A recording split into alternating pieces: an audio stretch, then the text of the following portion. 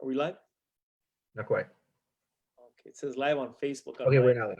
All right, we're joined live this hour by a dear friend of mine who I have not seen in ages. Oh my goodness, Jose, it's so good to see you again. We're some time. Yeah, we're joined live this hour by Dr. Jose Prado. We're going to talk about his work. He is a professor, a writer, a sociologist, an educator. Maybe we'll get a chance to talk to him a little bit about his work as a carpenter. And yeah, wow, I'd love to do that. yeah. As a brick. I don't know. Bricklayer. I don't know exactly what that's described as, but no, he does incredible work as a building chairs, tables, and he's even made a pizza oven. So yeah, I'm actually curious to talk about those interests as well. But before we get into that, Jose, you're most known as an educator in the collegiate system, and so let's start at the beginning. Can you tell us about your own educational journey? Like, how'd you get your start? I have to link it to my relationship with my father. I mean, I just, and I've shared as much with him. I was a witness to his exploitation and received, his interpretations of his exploitation. And I took those explanations as both moments of learning and moments of empowerment. There's a story that I share with my students. There's a couple stories that I share with my students. The one that I'll share now, as far as your particular question, is a hard lesson that I took from my dad. He sent me into, my dad hung drywall.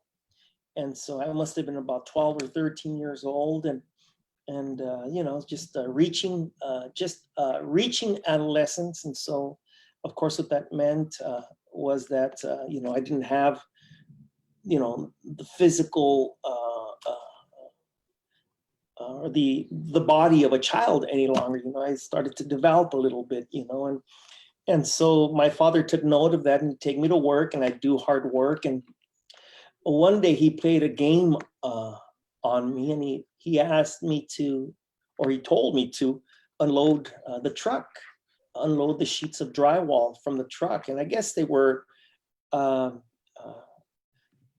guess he saw in me a capacity to do that. And I just remember having a hard time the whole day, and it seemed like an eternity of unloading sheets of drywall. And when I was finally done unloading the sheets of drywall, and I remember I was putting them in some room for him to hang, or so, I don't know. Anyways, I was unloading the sheets of drywall, and he asked me in Spanish, he says, "Did you like that?"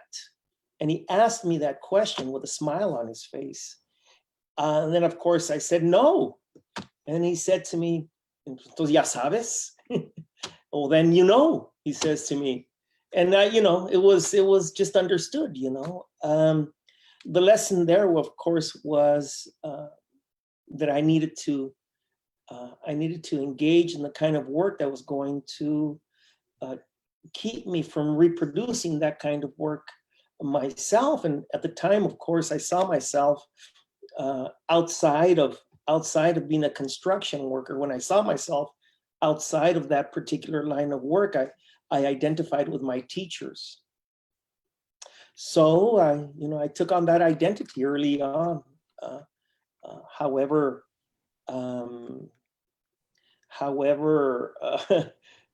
unable, I guess I was, but I'm proud to say that I was very fortunate, and very glad to say that I was very fortunate to be at that same moment in my life, linked to people, linked to educators who, by today's standards, standards that I know of today, of course, were themselves in one way or another linked to the Chicano power movement of the late 60s. So I'm talking about myself in the late 70s.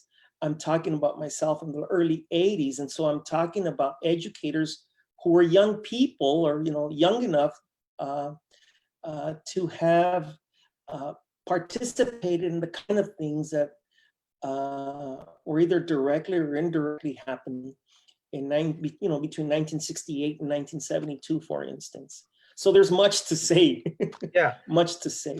Well, on that count. through the course of the interviews, I had the good fortune of interviewing, among many other people, Nolan Cabrera, who recently wrote a book called "White Guys on Campus." Right, and out of this conversation emerged this question that I've been posing to a lot of different people who, made their way through academia, and the question is that, oftentimes, we're not seen as people who are supposed to become academics. We're not seen as people who are supposed to become intellectuals. We're not seen as people who are seen as the types of people who can look outside their window and define the world for everyone, right? We're not supposed to be involved in those type of pursuits. So oftentimes we're punished for having these types of curiosities, for having these types of interests, right? So I'll pose the same question to Nolan, to pose the same question to you that I posed to Nolan, and I have posed to others subsequently, which is, when was the first time you were punished for being a smart Mexican? Well,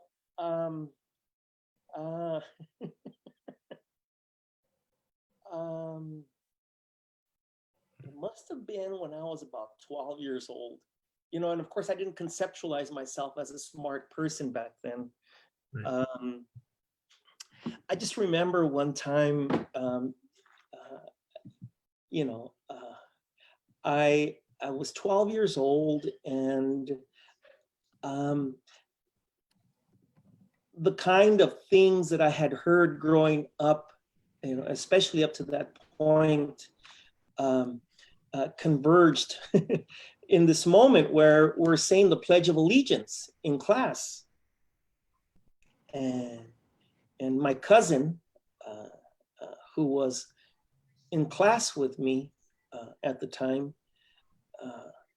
looks at me as we're saying the Pledge of Allegiance, and I don't know, I just, we knew that there was something not right with what was happening, and this, and so we giggled, and we got called up to the table, or to the, and I remember I remember being scolded, being admonished that, don't you know that your forefathers fought for your freedom? Don't you know your forefathers fought for your country, blah, blah, blah, blah. And of course, to that point, my grandmother lived with us. And I've shared this story before, I think, when we do the professor and poet exchange. I knew that my ancestors were soldiers in Pancho Villa's army. And so I thought to myself, I didn't say it, of course, because I was too young and hadn't mustered facility with grammar, especially in the face of, this tall white man in my eyes as a 12-year-old, to say that my ancestors were fighting your ancestors. And of course, they were, Pershing in the early 1900s, about 100 years ago or so, had invaded northern Mexico. And, my ancestors were ambushing the U.S. cavalry in Mexico. Yeah. So telling your story though, you're there with your father, you're hanging up drywall, and all of a sudden a light bulb goes over your head, and you're like, I want to become a sociologist. Is that what happened, or did something? Are there things in between? of course, as a 12-year-old, I'm thinking about it in one particular way. I'm thinking about it within the scope of, my 12-year-old imagination and the things that I had learned to that point. I just knew that I wanted to be like my U.S. history. I'm sorry, I just knew that I wanted to be like my history teacher, my high school history teacher, Mr. George Flores. And I also wanted to be like his colleague, um, Castañeda. I forget his first name. Incidentally, Castañeda, I re-meet him in an academic meeting, and now, of course, he is a professor. I believe he's a professor at Cal State LA. And anyway, so I wanted to be like these men who were history teachers when I was a freshman in high school. And that's what I was thinking about. I don't know if that answers your question, but that's, I wanted to be the kind of people that um, uh, dress, Castañeda, he's dressed in guayabera. So I wanted to dress in guayaberas. I wanted to be like that, and also I wanted to shed light on things, and I wanted to make people angry. I wanted to have an impact on the feelings of people, and I wanted to couple learning to that. Yeah. That's what I was thinking about at that time. Here you are today in a Guayabera, rattling everyone up. So tell us about your experience in higher education. Like, tell us about your collegiate kind of journey. Well, it's it's a varied one, actually, and I say varied because I link the work that I did in the 1990s, especially, and I graduated from college in 1990 from UC Santa Barbara, and I get my teacher's credential so I'm a certified, I have a secondary credential in bilingual education. As I was pursuing becoming a history teacher, in keeping with the kind of things that I was thinking about from years before, I and as I coupled those pursuits to the kind of politics in which I was involved in the 1980s as a university student, I got a bilingual teacher's credential. And so the work that I'm doing today is directly linked to my collegiate work today, is directly linked to the kind of instructional, curricular, broadly speaking, pedagogical work that I was doing and pursuing in the 1990s, which is knowledge production, if you will, in and around the Chicana and Chicano community. So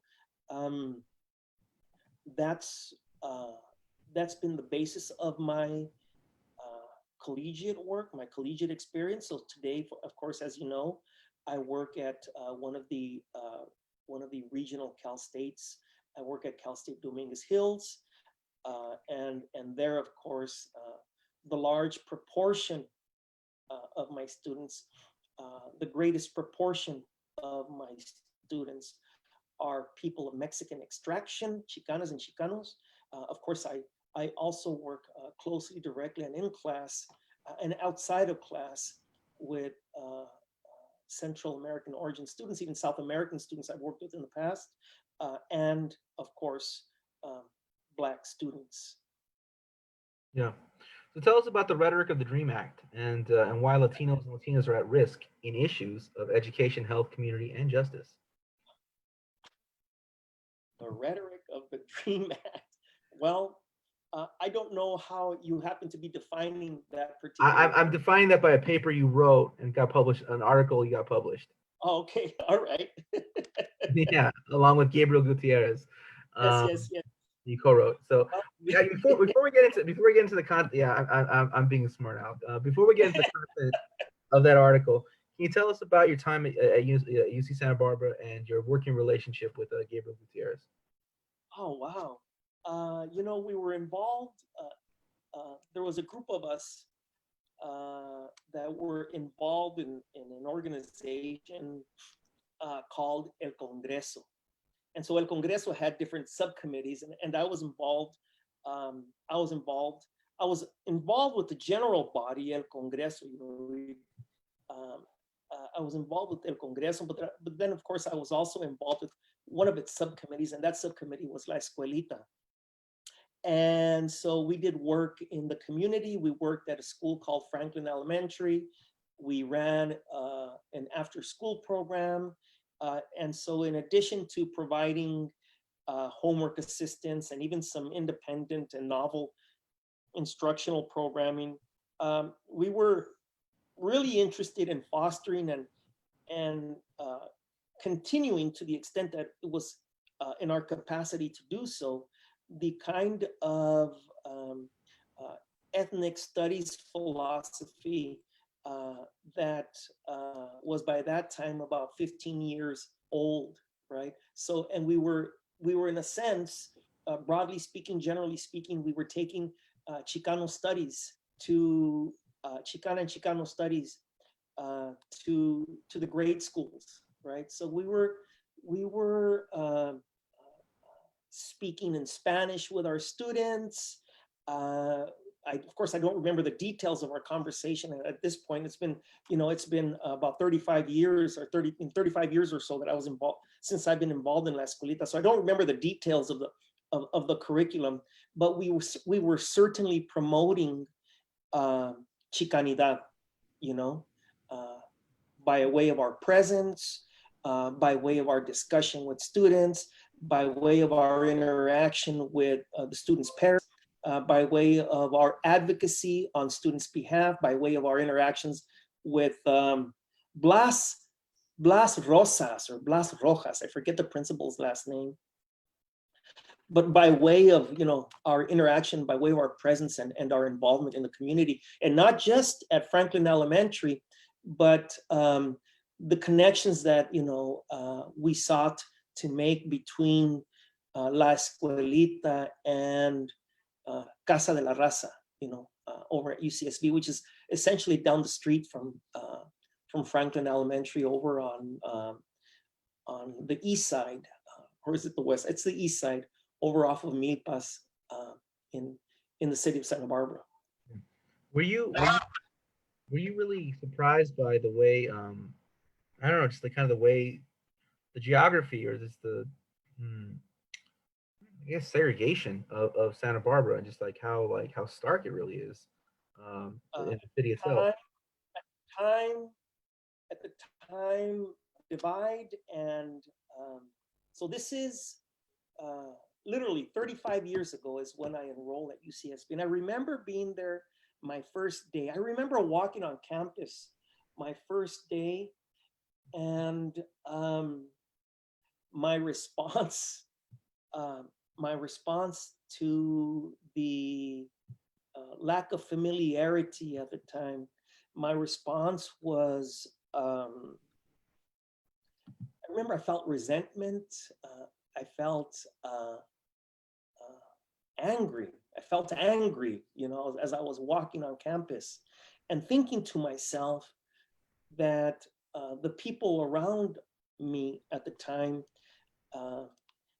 had no idea of reality. Of course, this is me as a 17-year-old thinking these things, and that somehow the privilege that they had experienced and that had led to their easy presence on campus kept them from understanding, reality. And I remember this particular moment because it was much like one of those moments that I had at work with my father, just a few years before. In this case, I remember we were working somewhere in the Bel Air area, Beverly Hills area, and we're hanging drywall and taping it. And I remember it was a summer. It must have been the summer before my senior year in high school, and I remember working and taking a break and looking out the window of this apartment complex, or what I thought was an apartment complex at the time, looking out the window and looking into the backyard of a house. And there were these kids these kids at the pool, they're having a good time. They're having a good time in the summer. Uh, Unlike me, I was hanging drywall, right? And I remember feeling angry about that. I remember feeling pissed, and I'm sorry. I remember feeling angry. I'm sorry for cussing. Um, and I remember that segregation that you're talking about, or that rather that segregation about which you are alluding right now at UCSB 35 years ago, a kind of segregation, or I don't really like the word segregation, but a kind of separation, a kind of exclusion that existed at UCSB 35 years ago, provoked in me the same kind of sentiment. When you went to USCSB, you were living on campus, correct? Yes. So were you not shocked by, you know, Santa Barbara itself, like not just the campus, the Santa Barbara itself? I mean, like, I mean, every time I go up and down the California coast, I'm always shocked. I mean, it's like apartheid in paradise. It's just the scenery is beautiful, the weather is beautiful, everything is beautiful, Yeah. right? You're taken by the beauty of the physical beauty of the world you find yourself in. Yeah. But the racism of the California coast is so intense. It's so clear. It's so like clear cut. It's just it's I guess maybe because it's smaller than LA. You know what I'm saying? LA is big. So you're talking about Bel Air, talking about like living on Monterey Park, living in East LA, living in El Sereno, like living in these areas. To even get to Bel Air, it's just like that takes a journey, right? But like Santa Barbara's not a big city. So the east side and the west side, it's like a couple different streets, and you can just see like, you know, like that. Santa Rosa's not big, and you could feel it there. I mean, like these San Luis Obispo, these are all small cities, but they're deeply separate and unequal. Put it that way. There's there's um there's a couple ways to respond to that particular observation that you're making, and there's a I don't know if it's necessarily a positive one, but there's one that instead of bringing resentment or some kind of negative feeling, actually brings um, uh, even nostalgia. I miss it. I miss it, and what it is I remember. Keep in mind that I had been involved since the spring quarter, or the winter quarter, I should say, since the winter quarter, January or so of 1986. I've been involved in La Escuelita. So since 1986, I had been taking trips over to the east side. I had been taking trips to Franklin Elementary. I had been on the bus and going through town and interacting with folks. And so certainly the racial separation that I witnessed and that I was a part of on campus, and then I saw reproduced off campus, and then I was actually a part of as well off campus. There were moments of um, security. There were moments of existence outside of the scope of the police, outside of the scope of um, university officials, outside of the scope of people who would be the architects of our higher education. And I have plenty of wonderful, inspiring recollections that lead to this very moment, Matt. And so, but I similarly have opposite opposite experiences. I tried to get along. I tried to have fun. Of course, the university was a terribly novel thing, and I use the word terrible there on purpose. Was a terribly novel thing for me, and so I thought that somehow there was going to be a set of moments where I was just, going to be a university student. I was going to be a college student, and I was going to have fun, like the other university students. And uh, I remember two, one not as serious as the other, but I remember my freshman year, uh, a roommate and that I had, a white roommate that I had, and I went down to State Street, and we took our skateboards, And at the time, it said, there was a no skateboard riding on the sidewalks of State Street. So we both got pulled over, and we both got cited, but the only person that got cited was me, so that was a hard lesson. That was a hard lesson. I saw that I saw that the resentments that I felt my first day on campus were not rooted in some kind of, I don't know, we're not rooted in some fiction. They were rooted in reality, a more brutal experience tied, or rather a more brutal set of experiences tied to that kind of experience. Also, incidentally, tied to the police. In this case, the police in the community of Isla Vista is having to hide because the police, was on rampage and was beating people at a party that we had. We used to, this is just one particular case.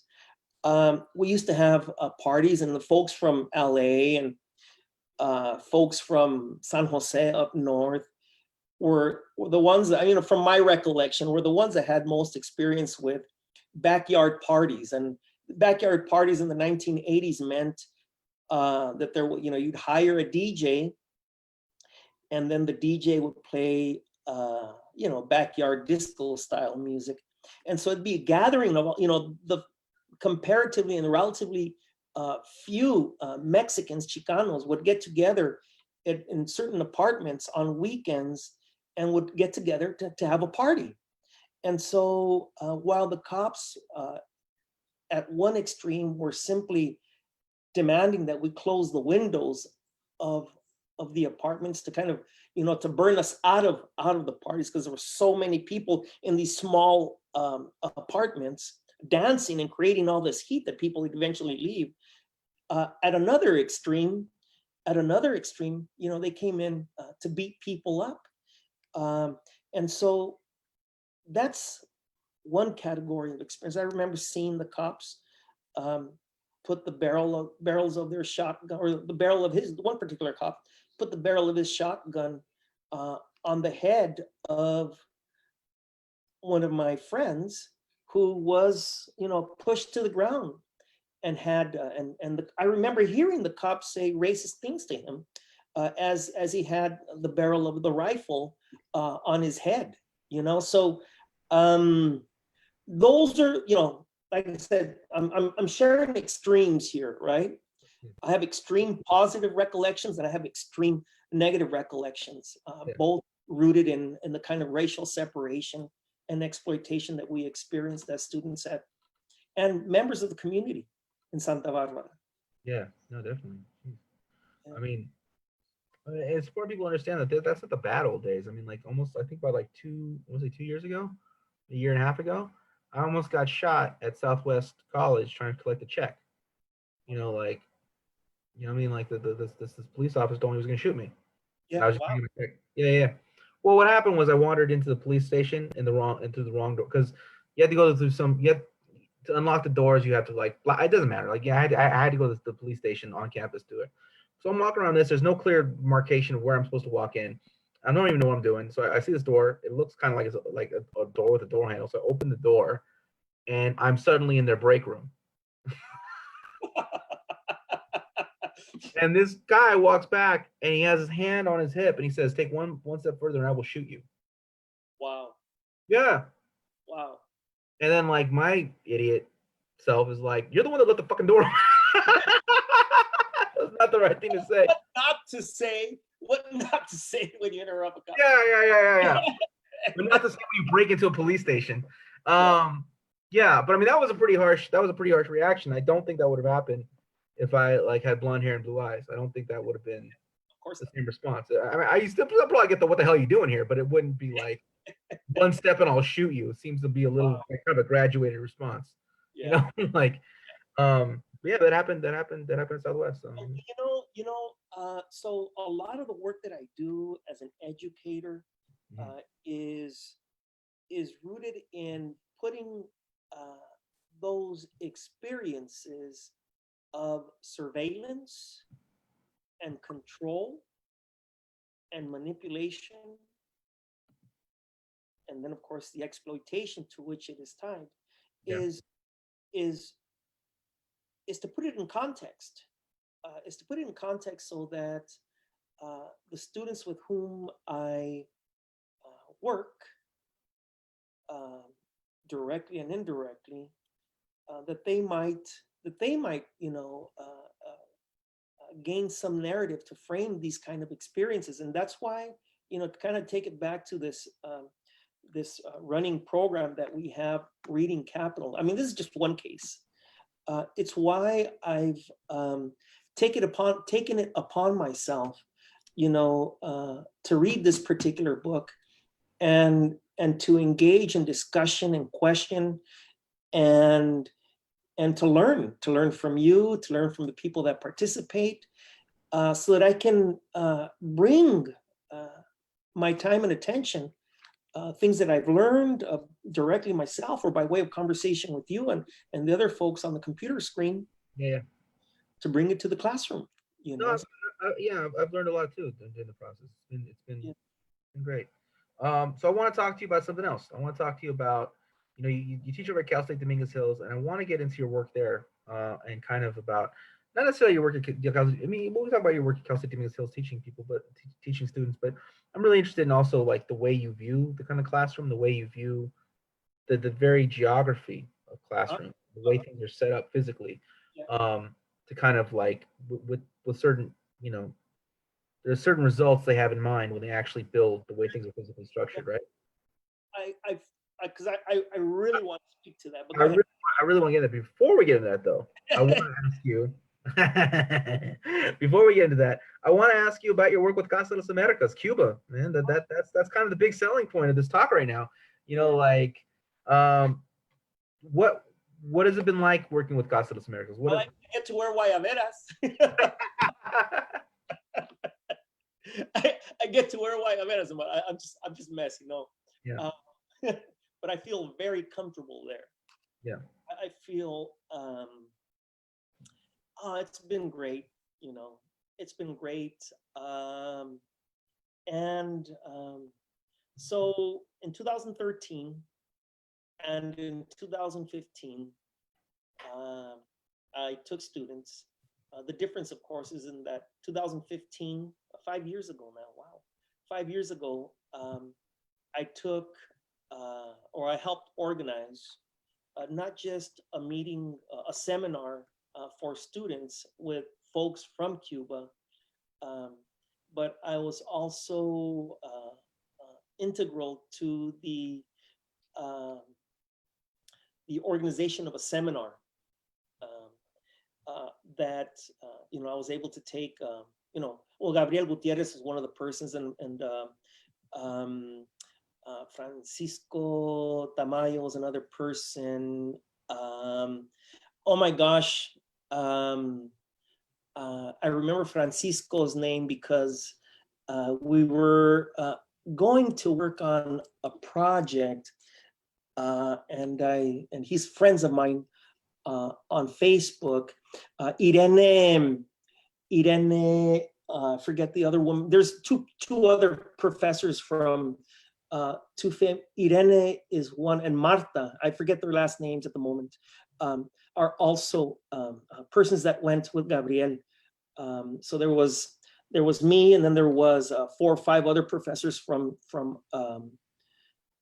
Northridge, Chicano, from the Chicano Studies Department, that traveled to Cuba for this particular conference. And of course, this time I must have taken about 11 students or so. And then there were folks there in Cuba that participated in the seminar. The seminar has as its name, Latitudes de Latinidad, and I take that particular name and I apply it to a Facebook page that I manage, that I administer. Anyway, but since 2015, and even before 2013, I had been to Casa de las Americas and had been involved with folks. In 2012 or 2011, I participated in an international Congress of Higher Education. And that was very instrumental because it helped to reorient my work, where up until about 2011 or 2012, I had been reading and writing and teaching about K-12 education. Since my participation at that conference, I decided to direct my focus and attention to things taking place in the experiences of Chicana and Chicano higher education. So what that has meant is I've continued to go to Casa de las Americas. I participate in a biannual conference there that is organized by the folks over at the Program for the Study of Latinos in the United States. And I've worked closely and directly with La Investigadora. To call, the translation is researcher, but it doesn't do, the translation doesn't do justice to the quality and quantity of work that Ana Nidia Albo does there as its investigadora. All the program is directed by a demographer from the University of La Habana. His name is Antonio Aja. Anyway, so I've gone to conferences there and I've met with folks well, obviously, just last year, you and Luis Rodriguez and Viva Padilla and Válgame, she's gonna kill me because I forgot her name. I'm just going blank at the moment. Yeah, exactly. Yeah, Viva and Iris de Anda, Luis Rodriguez and yourself. We were there last year. The year before, of course, I had been there with and Luis Rodriguez. Did I mention Luis Rodriguez was with us last year? And then, of course, the year before that, I had gone with Armando Vasquez and Luis Garza and Gonzalo Santos. That had been in 2018 or two. Anyway, I've been there a number of times now over at Casa de la Raza. I'm sorry, at Casa de las Americas, doing work in and around the area of Latinos in the United States. And in my particular case, as far as Chicana and Chicano people generally, and Chicana and Chicano students in particular. There's much to say. I could keep on going and going, but last year your son Alejandro did a presentation in Costa America. So what was that like for you as a parent to watch your son do presentation? It's neat, I'm really proud of my son. Alejandro. He's doing good work. That was really neat. I was really excited to see him in that space. And one of the things about my parenting is that I have always much to ensure they're grown adults now. Both him and his sister, Viviana, are bilingual. And so it was especially heartwarming to see my son in an academic conversation and in academic exchange in Spanish. It's very important for me. Yeah. So both of them, both Viviana and Alejandro had a presentation this year booked at Knox. Yeah. Which has been canceled. So that's been kind of rough. That's been kind of this thing is taking a bite out of a lot of people. How have you managed to migrate some of your work, or migrate your work as a teacher and the things you've been doing from the physical realm to the World Wide Web? Yeah. So as as I said earlier, I study uh, my the geography around me. I study my geography. I study my position and the stations that the stations in which I am positioned. And be that as a high school teacher, be that as a junior high teacher, be that as an adult ESL teacher, and now, of course, be that as a university professor.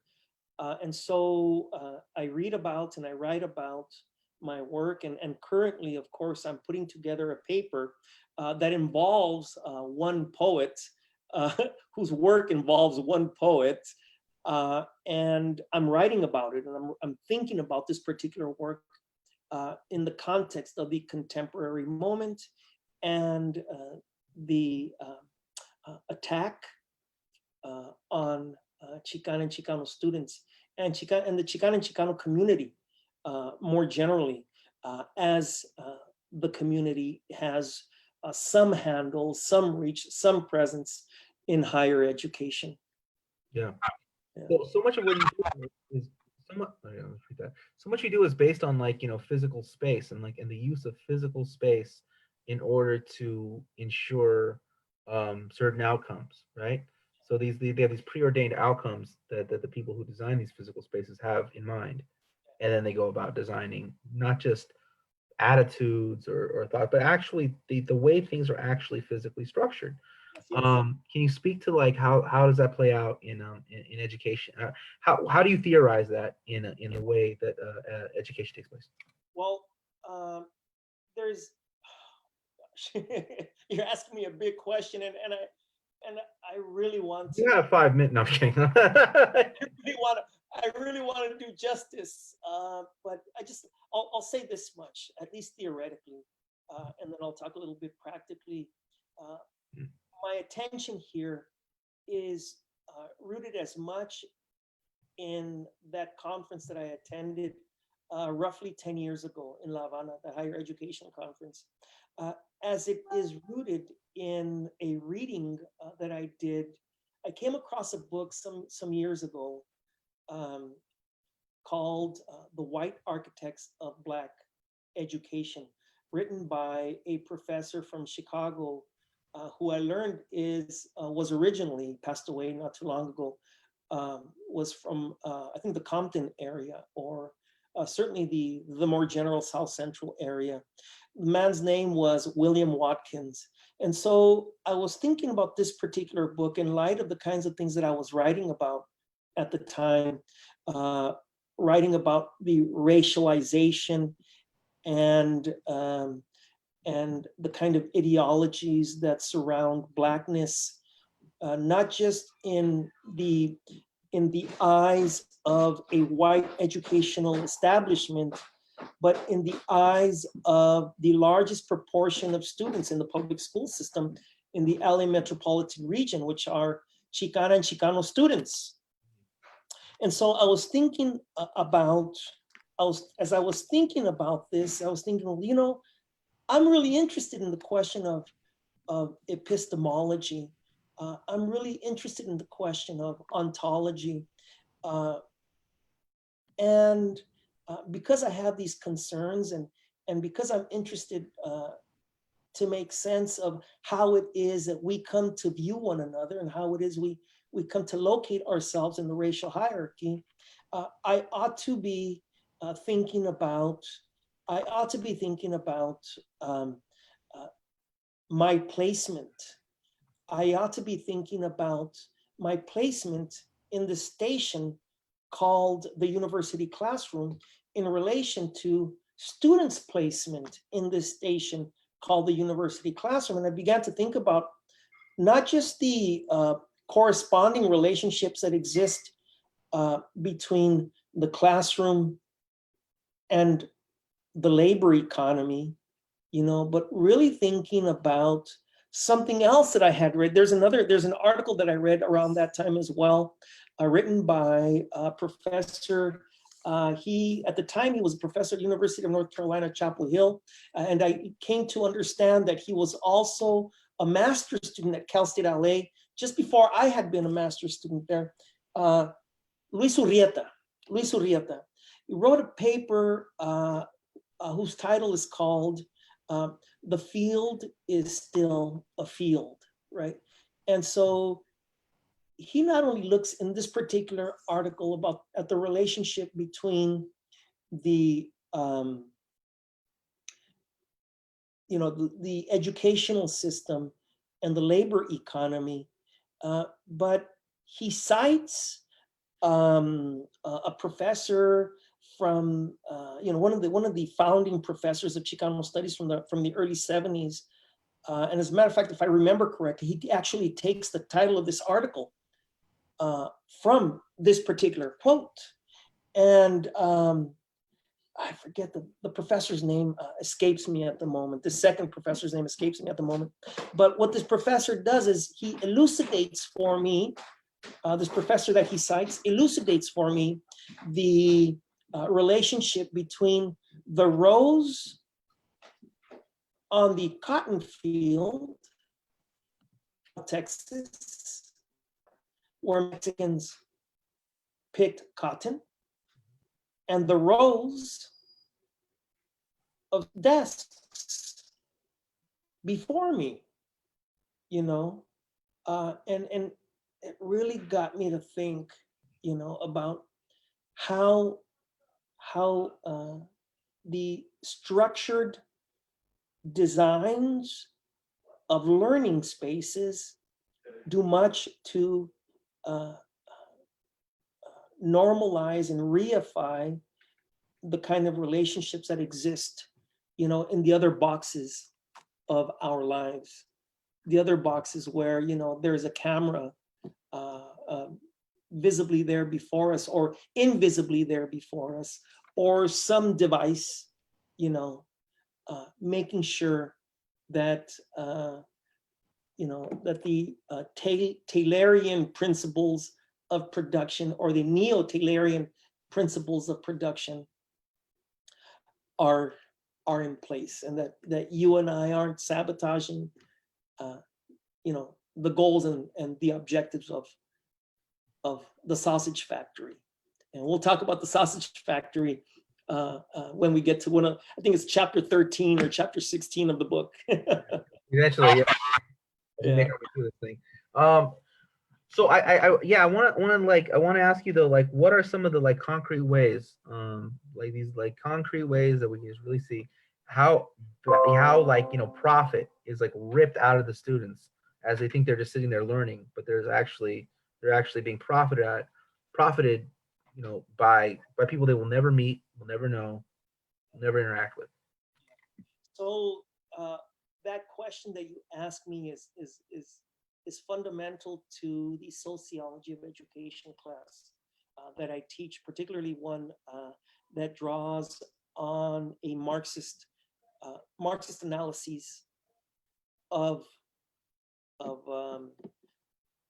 commodity production, of labor. And so I communicate to students, and from the particular chapter in question in this particular book, that I communicate to students that there are formal subjections in which labor finds itself, and then there are real subjections in which labor finds itself down the road. And so that the formal subjections in which we find ourselves, or in which workers are stationed, positioned there as they are, right, is to cultivate a set of inclinations, if you will, to cultivate a set of modes of existence that correspond to the real subjections of labor, the real commitments to the clock, or the real commitments to the desk, or the real commitments to the assembly line, to the conveyor belt, right? And so if the field is still a field, the kind of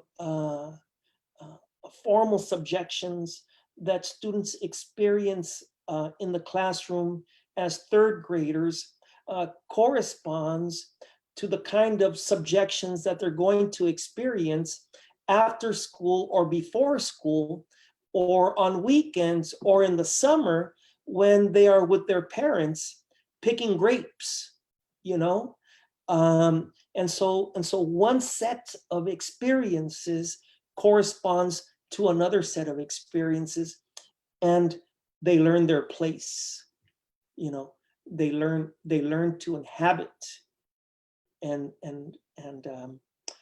they learn to commit. Of course, this is happening when they're not thinking about what they're doing. Yeah.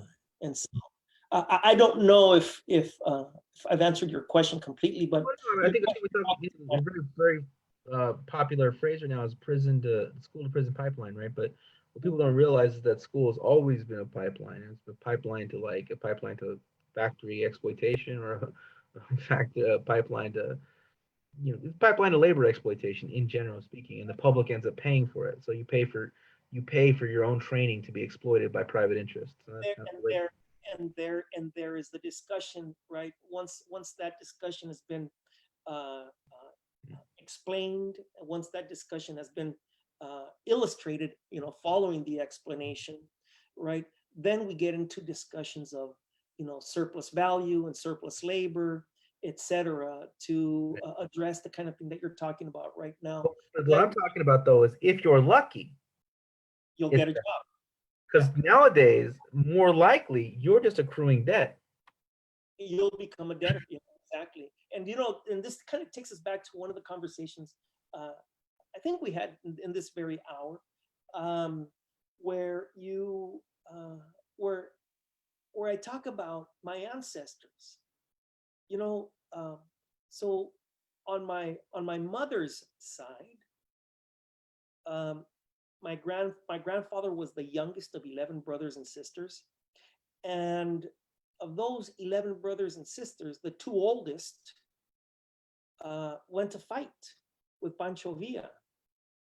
I don't know much about them, and I don't know their ranks, or much less do I know about their rank or anything like that. But I do know from what my grandfather shared with me that they did go fight with Pancho Villa. And I share this particular anecdote with my students because um, my grandfather, my ancestors, in this case, my grandfather's older brothers, um, went to fight in a revolution to eliminate debt, right? 100 years down the road, their progeny, at least those of us who are university, university system, especially today, are dealing with debt, and so anyway, um, it's just that particular observation always brings this consciousness, or this history, this oral history, and this anecdote in this case to mind. Yeah. No, I mean it's true. I mean, like the fighting over land or debt, but I mean today it's so much more an invisible debt. It's so much more. I mean, it's not invisible because we know it. You've seen a bank statement, but it's not as visceral as it used to be. It's so like normalized. It's so like. Because we can shield it with the promise that we'll be able to pay for it tomorrow, and so we are committed to this. We're committed to this illusion. Right. Because of the credit system. Yeah, exactly. Yeah. We don't feel it.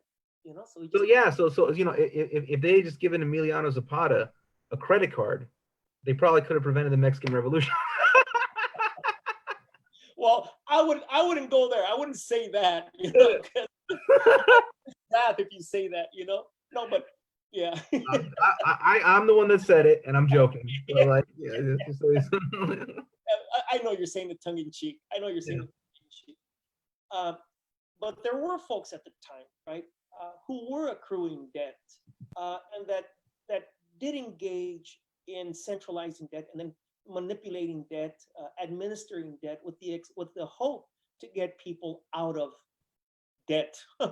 Ironically, paradoxically, and I'm talking about the científicos, the rational people, the economists, the cultural, the lead cultural workers, the state-supported cultural workers and economists of late 19th century, early 20th century Mexico, uh, who did drink the Kool-Aid, and abandon the revolution.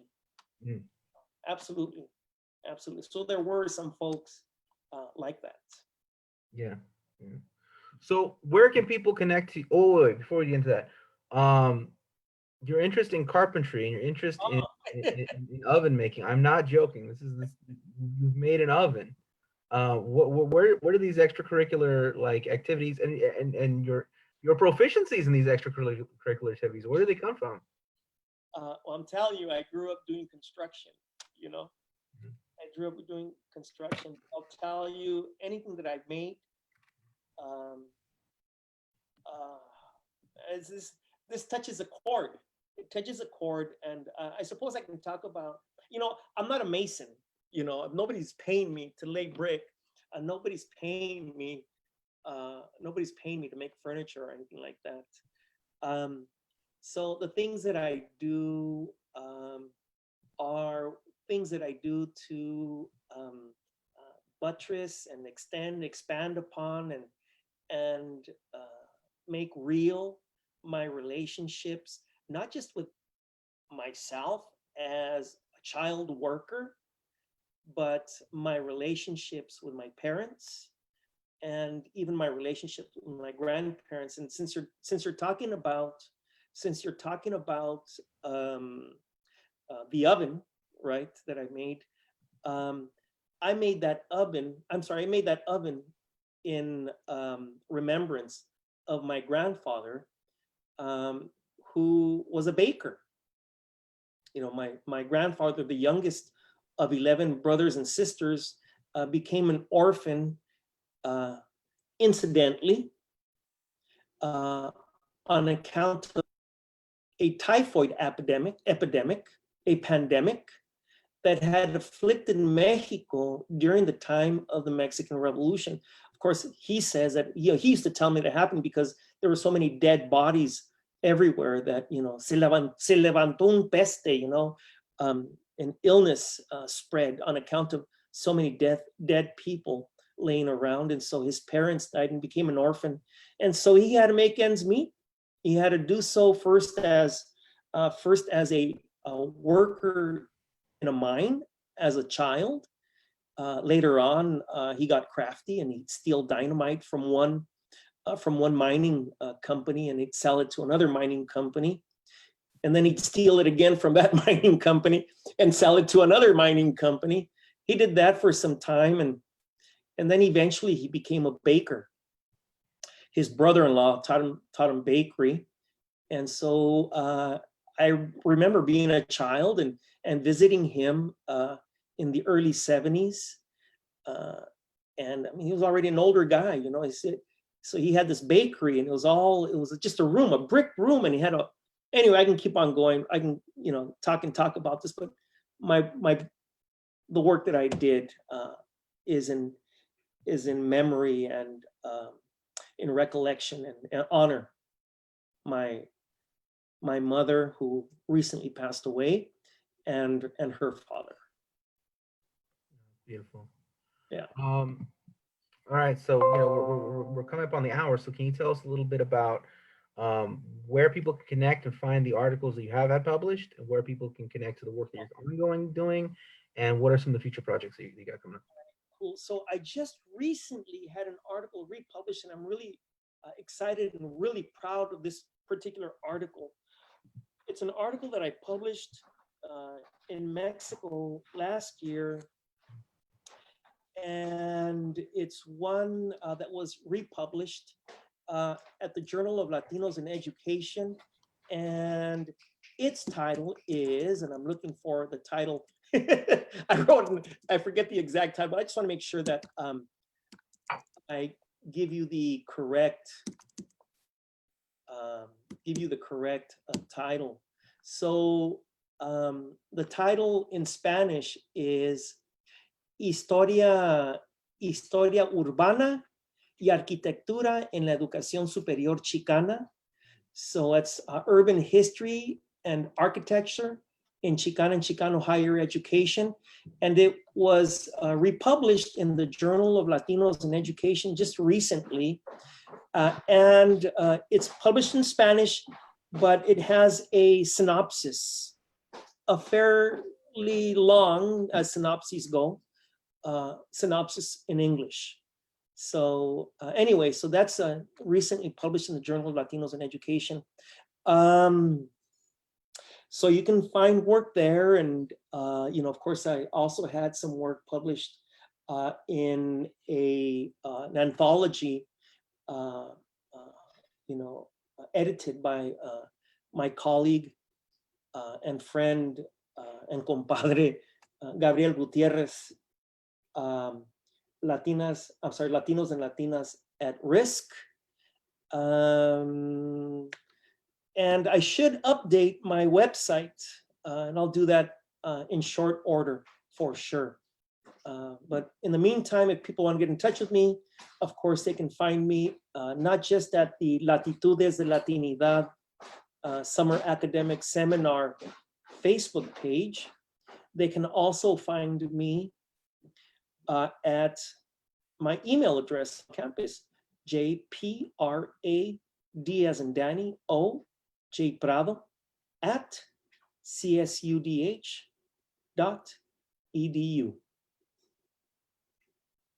Well, this has been really illuminating. Dr. Prado, Jose, I've really appreciated you spending this hour with us. Thank you very much.